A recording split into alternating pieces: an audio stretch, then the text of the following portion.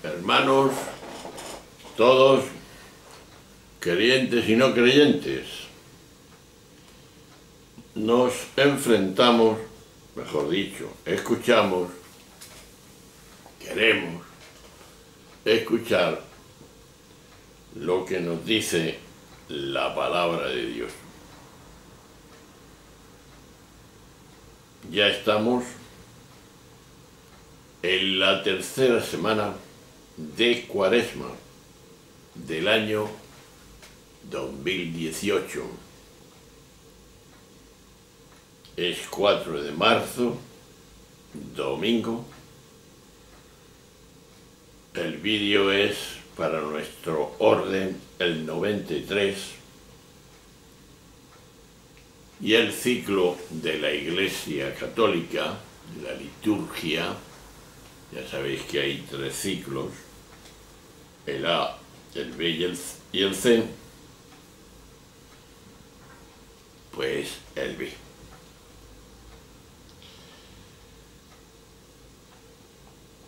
Es domingo, día del Señor, que no podemos despistarnos sin ir a la celebración de la Eucaristía.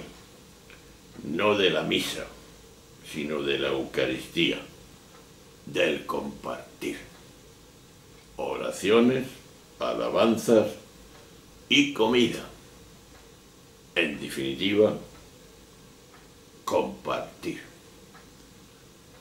Para después repartir lo que cada uno somos y tenemos con los demás. Esa es la auténtica Eucaristía. Lo demás es otra cosa. Pues hoy cambiamos de evangelista. Y es Juanito, para los amigos, en el capítulo 2, del 13 al 25. No es Juan Bautista, sino San Juan. Dice así el texto, más breve del anterior, de la parábola del hijo pródigo, de la gratuidad que hemos hablado antes. Se acercaba la Pascua de los judíos y subió Jesús a Jerusalén. Y encontró en el templo los vendedores de bueyes, ovejas, palomas y a los cambistas sentados y haciendo un azote de cordeles, los echó a todos del templo, ovejas y bueyes, y a los cambistas les esparció las monedas y le volcó las mesas, y a los que vendían palomas les dijo: quitad esto de aquí, no convirtáis en un mercado la casa de mi Padre. Sus discípulos se acordaron de lo que estaba escrito: el celo de tu casa me devora. Entonces intervinieron los judíos y le preguntaron: ¿qué signos nos muestras para obrar así? Jesús contestó: destruid este templo y en 3 días lo levantaré. Los judíos replicaron, sin entender nada, claro: 46 años ha costado construir este templo y tú lo vas a levantar en 3 días. Pero él hablaba del templo de su cuerpo. Y cuando resucitó de entre los muertos, los discípulos se acordaron de lo que había dicho y dieron fe a la Escritura y a la palabra que había dicho Jesús. Mientras estaban en Jerusalén por las fiestas de Pascua, muchos creyeron en su nombre, viendo los signos que hacía, pero Jesús no se confiaba con ellos, porque los conocía a todos y no necesitaba el testimonio de nadie sobre un hombre, porque sabía lo que hay dentro de cada hombre.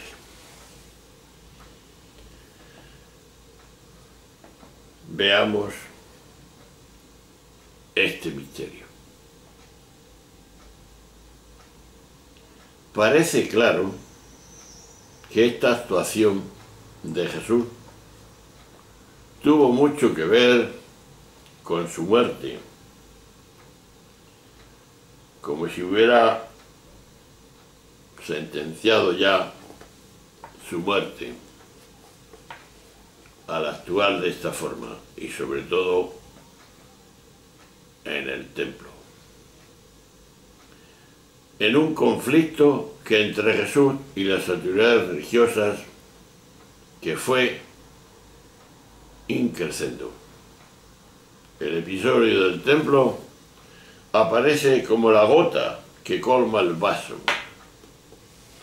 haciendo de detonante que precipita la decisión que habría de abarcar en la detención, condena y muerte del Maestro de Nazaret.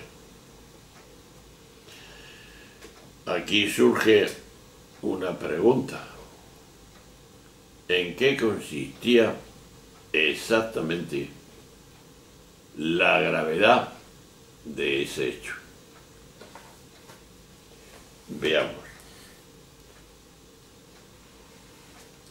Justamente en algo a quienes no se hayan familiarizados con la tradición bíblica puede pasarles desapercibido en el carácter de gesto profético que reviste la acción de Jesús, cómo actuó.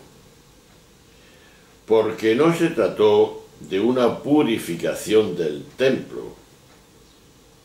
Las actividades que se mencionan eran unas actividades legítimas,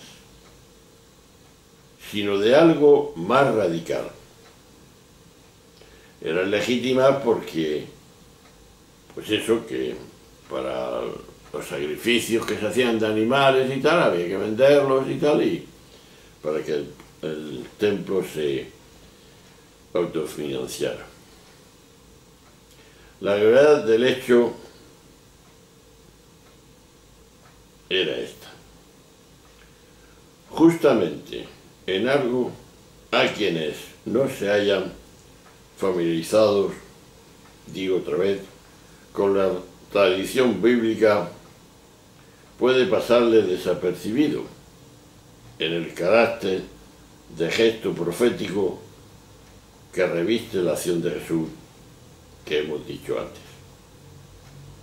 Porque no se trató de una purificación del templo, ya que de las actividades eran legítimas, sino de algo más radical, de la pretensión de acabar con la religión y el culto basados en el sacrificio. Ahí está la cuestión. Lejos de ser una mera purificación de un espacio sagrado, lo que se estaba produciendo era una destrucción simbólica de toda la religión. Y esto es fuerte. Y es lo siguiente: reconocer a Jesús como crítico de la religión nos espolea a ser más lúcidos ante el propio hecho religioso. Veamos. Ateos y místicos han sido especialmente sensibles a la deformación de Dios que con frecuencia se opera en las religiones, que hasta ahora han sido desastrosas. Violencia y más violencia. El objeto directo de su crítica no es otro que la objetivación antropomórfica de Dios y el dualismo consecuente. En efecto, un Dios separado no sería Dios. Todo Dios, con minúscula, separado, es un ídolo proyectado por la mente, la loca de la casa, que hemos dicho muchas veces. Afriarnos de la mente, de la loca de la casa, en el campo religioso, el antropomorfismo es inevitable. ¿Por qué? Creamos un Dios con minúscula a nuestra medida, haciendo de él un doble en el que nos miramos. Toda creencia es simplemente una etiqueta, un mapa. Por eso, cuando cae una creencia, no se pierde nada importante. Ha caído un mapa. ¿Qué quiero decir? Solo cae lo que no es real. Lo real no puede caerse. Cuando caen todas las creencias, queda lo único firme, innegable. ¿Sabes lo que es? Te lo imaginas. La certeza de ser persona. Por eso decimos que lo que hay que respetar siempre es lo que somos personas. Y en este caso concreto, la fe nos dice que Dios nos creó así, en plenitud. El ser es permanente siempre. Por eso no tenemos que hacer caso, y es una falsa, tanto tienes, tanto vales. No. Tú no vales por el dinero que tienes, por las posesiones que tienes, sino por el ser tuyo, la certeza de ser. Y aparte también, que eso no te va a dar la felicidad. La felicidad te va a dar, va a estar en el desprendimiento precisamente de ese ser que sabe escoger la sabiduría, lo que más le conviene. Y será más feliz porque menos desea. Entonces no está en el tener, en el poseer, sino el que menos necesita. Que hemos dicho ya muchas veces. y lo diremos. Entonces, ¿cuál es la pregunta de hoy? ¿Cuál es mi actitud ante el misterio? En este caso, el misterio es la sabiduría de Dios. Indiferencia, apropiación, identidad. ¿Cuál es nuestra actitud ante el misterio de la vida, en definitiva? Que quiere Dios que vivamos aquí, en esta terruña. Aquí seamos felices, que para eso nos creó. Los puso en el paraíso para que fueran felices. Por lo tanto, nos puso sin pecado. Después ya viene la desviación. El ego trastornó toda situación. Nos fuimos por otro camino, que en definitiva es lo que viene a traer Jesús y decirle: que ha ido de la casa del Padre, como el hijo pródigo. Así que vengo a recordaros, y os haré cuando me vaya, y os prepararé sitio, para que allí estéis también conmigo. Pero no os dejaré solos, os dejo al Espíritu Santo, mi Espíritu estará siempre con vosotros.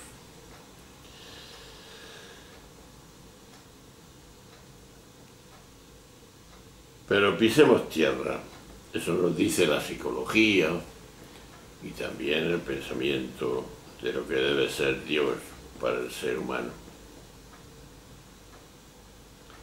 Lo más seguro que se ve en el ambiente, subiendo a Jerusalén, ya actuó como actuó, lo más seguro es que este hecho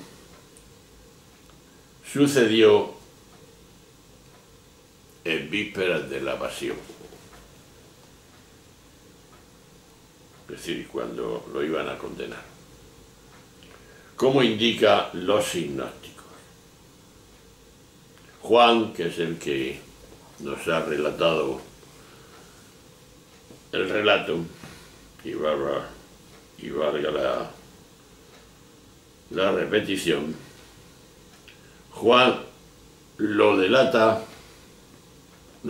mejor dicho, al comienzo de la vida pública, para destacar desde el principio que este tremendo conflicto con la religión marca lo que el cuarto evangelio quiere enseñar. ¿Y qué quiere enseñar el cuarto evangelio de Juan? El lugar del encuentro con Dios ya no es el templo, con sus sacerdotes, rituales y ceremonias, sino el ser humano. Soy, dirá después San Pablo, sois templo del Espíritu Santo. Tenéis que dar, o tenemos que dar, alabanza a Dios en espíritu y en verdad, que dijo Jesús a la samaritana.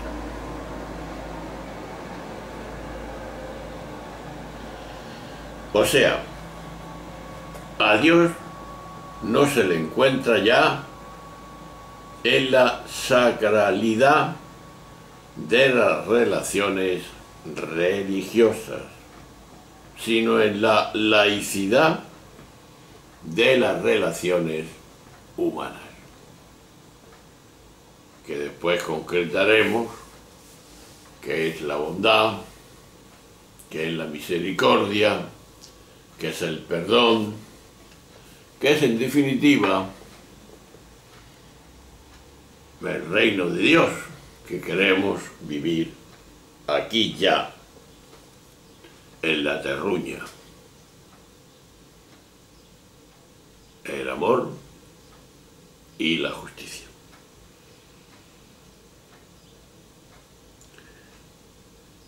Tenemos que observar y saber fuertemente, Jesús no pretendió purificar el templo, ya hemos dicho algo antes, sino acabar con él.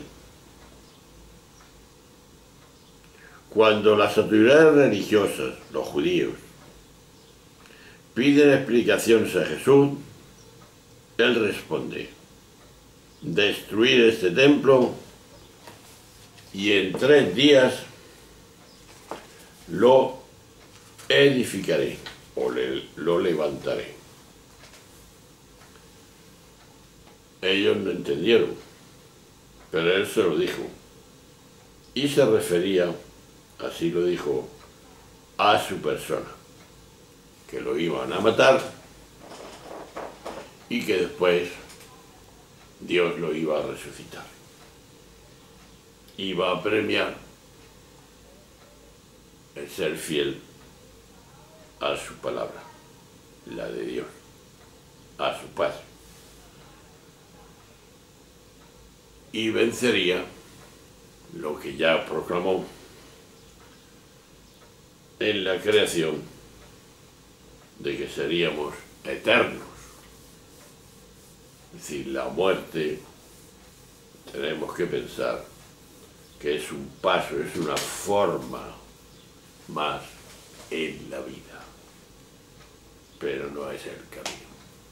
La muerte está vencida ya en el pensamiento del Padre. Porque para Jesús el templo es, te lo imaginas, ¿no?, el ser humano. Y así pensaba la iglesia primitiva. Cada cristiano es el templo de Dios. Y cada ser humano es una piedra viva del santuario que Dios quiere. Había una anécdota que cuando alguien salía después de comulgar, no sé quién lo dijo, pero era un hecho que pasaba. Cuando se iba pronto, sin hacer acción de gracias y tal, como, es decir, sois templo del Espíritu Santo, conservar bien vuestro cuerpo en servicio de esas piedras vivas. Al comulgar nos transformamos, si es que ya no somos, esas piedras vivas. Entonces, resumiendo, diríamos, en el hecho de derribar el templo, los cristianos hemos restaurado lo que Jesús destruyó. Anda, pues esto sí que es duro. Ahora merecen más respeto, y esto es evidente. Los templos que muchos seres humanos. Una anécdota fue un hecho. Fueron a Eder Cámara, un gran hombre, y fueron a quejarse de que habían tirado las formas, unos desaprensivos, habían tirado por el templo, y fueron, dice, pues tenemos que hacer un desagravio para ello, y lo pedimos a ti. Y el cámara dijo, bien, haremos el desagravio. Pero cuando despreciamos a los seres humanos, saber que son templos también del Espíritu, y eso no podemos tanto. Amamos los templos como tenemos que amar mucho más a los seres humanos. Y en las catedrales vuelven a correr también, por desgracia, el dinero. Y en las parroquias también, que hace falta también, ¿no? Pero ese simbolismo, excepto donde yo he visto que no cobran por entrar al templo de la catedral, es en Murcia. Es gratuito. En cambio, en todas las catedrales que he ido, de España y de otros países, hay que pagar para entrar. Será que la economía va mal y eso lo tiene que mantener alguien, ¿no? Eso es lo lógico, pero se podía hacer de otra forma. Eso sí,